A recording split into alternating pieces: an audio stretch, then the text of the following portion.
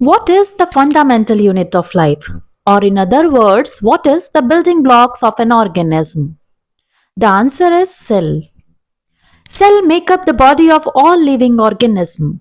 Like amoeba जो single cell से बना होता है और वही सेल उसकी बॉडी के सारे फंक्शंस परफॉर्म करता है. But what about the cat and dog? Do they have single cell? Of course not. वो होते हैं मल्टीसेल्यूलर ऑर्गेनिज्म. मीन्स उनकी बॉडी नंबर ऑफ सेल से मिलकर बनी होती है. अब इतनी सारी सेल्स रैंडमली काम नहीं करती. सेल्स ग्रुप बनाती हैं और हर ग्रुप का एक स्पेसिफिक फंक्शन होता है. But what are the groups of these cells called? Tissue, right? Which is a group of similar cells performing the same function. इसको हम कहते हैं डिवीजन ऑफ लेबर, जिसमें हर ग्रुप अपना स्पेसिफिक फंक्शन परफॉर्म करता है. जैसे ग्रुप ऑफ सेल्स मिलकर टिश्यू बनाते हैं, group of tissue organ and group of organs organ system, और सब मिलकर बनाते हैं एक living organism. Tissues in plant and animals are completely different. Beginning with plant tissues first. Plant tissue is mainly divided into two groups, meristematic tissue or permanent tissue. So let's learn about the meristematic tissue. ऐसे tissue जो actively divide करते हैं और new sales बनाते हैं जिसमें plant grow करता है बट सर्टेन रीजन्स पर, जैसे एपिकल मेरिस्टेम जो प्लांट की स्टेम और रूट टिप्स पर लोकेटेड होते हैं और उनकी लेंथ इंक्रीज करते हैं. लेटरल मेरिस्टेम प्लांट के साइड में लोकेटेड होते हैं और उनकी थिकनेस बढ़ाते हैं.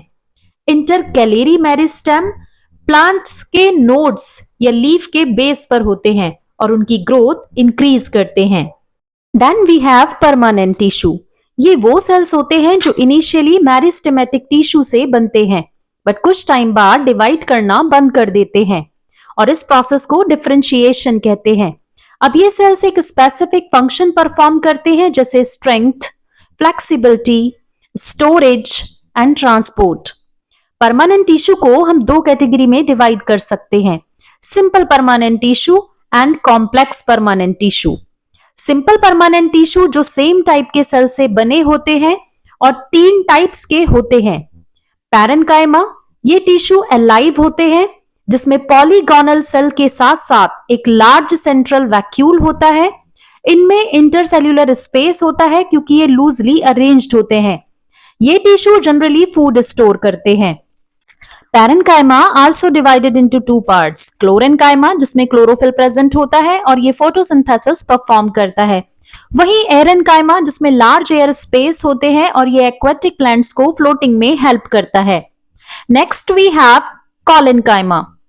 ये टिश्यूज प्लांट को फ्लेक्सिबिलिटी और सपोर्ट देते हैं. ये लिविंग होते हैं और कॉर्नर से थिक होते हैं. इनके बीच कम इंटरसेल्यूलर स्पेस होता है और ये टिश्यू पाए जाते हैं एपिडर्मिस के नीचे लीफ स्टॉक में.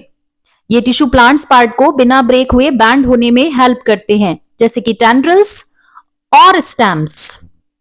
Then we have sclerenchyma. ये टिश्यू प्लांट को हार्ड और स्टिफ बनाता है. इस टिश्यू के सेल्स डेड होते हैं. ये टिश्यू लॉन्ग, नैरो और थिक वॉल्ड होते हैं जिनमें इंटरसेल्यूलर स्पेस नहीं होता. ये स्किन के अराउंड वेस्क्यूलर बंडल में प्रेजेंट होते हैं और प्लांट्स को स्ट्रेंथ प्रोवाइड करते हैं. Complex permanent tissue. ये टिश्यूज डिफरेंट टाइप के सेल से मिलकर बने होते हैं और सभी सेल्स एक कॉमन फंक्शन परफॉर्म करती हैं.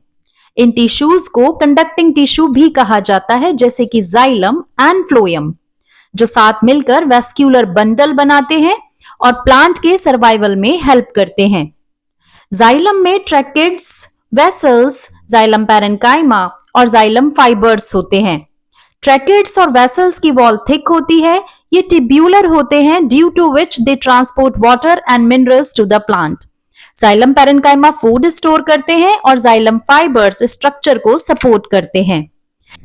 देन वी हैव फ्लोएम जिसमें sieve tubes, companion cell, phloem fibres और फ्लोएम पैरेन्काइमा प्रेजेंट होते हैं. सीप ट्यूब ट्यूब्यूलर सेल है जिसमें छोटे होल होते हैं.